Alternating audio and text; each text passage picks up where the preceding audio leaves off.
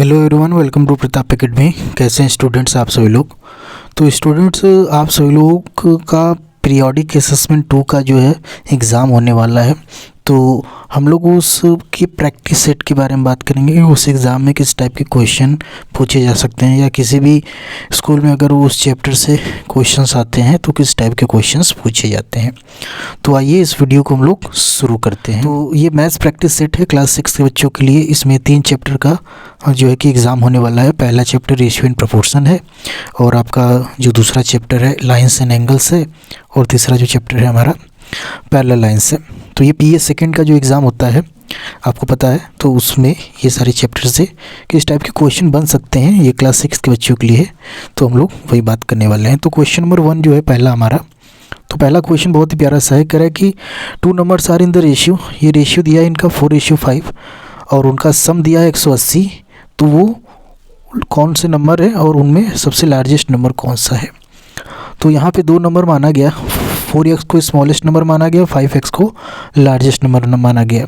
सम दिया है 180, तो यहाँ पे हो जाएगा 4x + 5x = 180, 9x = 180, x = 20।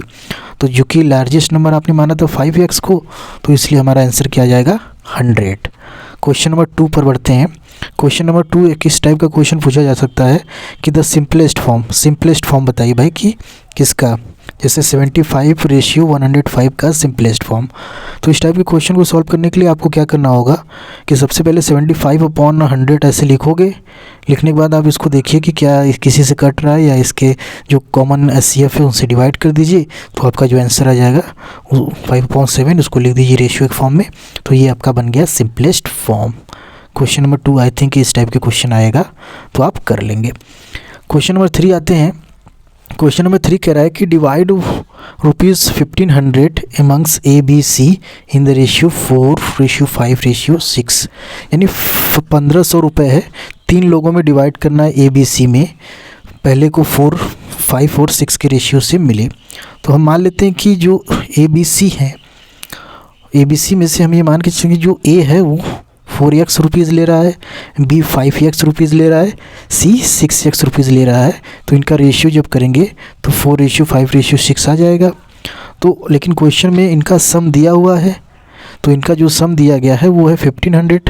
तो जब तुम दोनों को जोड़ोगे तो जोड़ने के बाद तुम्हारा 15x आएगा, ये कट जाएगा, x की वैल्यू यहाँ आ जाएगी 100। तो जब x की वैल्यू 100 आ गई तो अब यहाँ पे a को कितना मिलेगा, ए 4x है, 4 × 100 करोगे 400, बी 5 से 500, ये 600। यानी ए 400 रुपये लेगा, बी 500 रुपये लेगा और सी 600 रुपये लेगा। और तीनों का रेशियो लोगे तो 4:5 आपको मिल जाएगा। तो इस टाइप का क्वेश्चन अगर आएगा तो आई थिंक कि आप सभी लोग कर लेंगे। अब नेक्स्ट क्वेश्चन नंबर 4 पर आते हैं। क्वेश्चन नंबर 4 कह रहा है find the value of x when 28:x is proportion to x:7। तो जब आपको ये बात पता है कि जब भी इस तरीके से 2 नंबर्स क्या होते हैं प्रोपोर्शन में होते हैं, तो कॉर्नर वाले नंबर्स का प्रोडक्ट और बीच वाले नंबर का प्रोडक्ट इक्वल होता है। यानी product of mean equal to product of extreme. बीच वाले को मीन बोला जाता है, किनारे वाले को एक्सट्रीम बोला जाता है। तो यहाँ इसके अकॉर्डिंग हम क्या करेंगे कि बीच में x है तो x × x = 28 × 7। फिर ये आ जाएगा 196, 196 14 का स्क्वायर होता है, और यहाँ से हमारा आंसर आ जाएगा 14। अब क्वेश्चन नंबर 5 पर आते हैं। तो क्वेश्चन नंबर 5 हमारा क्या है, क्वेश्चन नंबर 5 कह रहा है कि cost of 14 metre of cloth is ₹1819। Find the cost of 6 metre of cloth.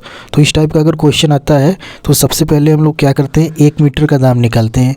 1 metre का आप दाम निकाल लोगे, उसके बाद क्या करोगे आप 1 मीटर का क्लोथ का आप दाम निकालने के बाद जो आएगा उसमें जितना पूछा रहेगा उसका मल्टीप्लाई कर देंगे, आंसर हमारा आ जाएगा।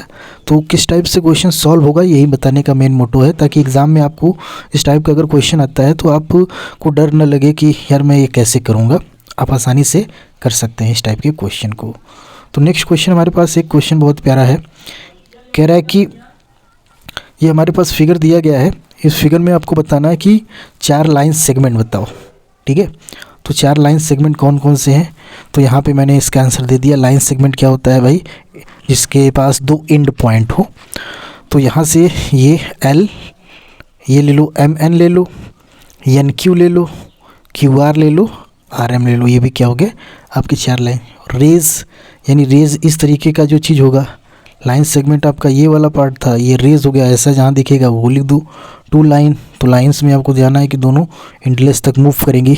तो इस तरीके से फिगर को देख के आपको क्या करना है, इसके आंसर को बताना है। नेक्स्ट क्वेश्चन क्या है, क्वेश्चन नंबर 7 कह रहा है कि आइडेंटिफाई द पैरेलल लाइंस, यानी इस फिगर में आपको बताना है कि यार कौन किसके पैरेलल है। तो देखो ये वाला जो है इसके पैरेलल है, तो AB पैरेलल CD, और ये वाला क्या है इसके पैरेलल है, तो हमारा क्या हो जाएगा AC पैरेलल BD हो जाएगा। तो यहाँ पे ये चीज़ हो जाएगा।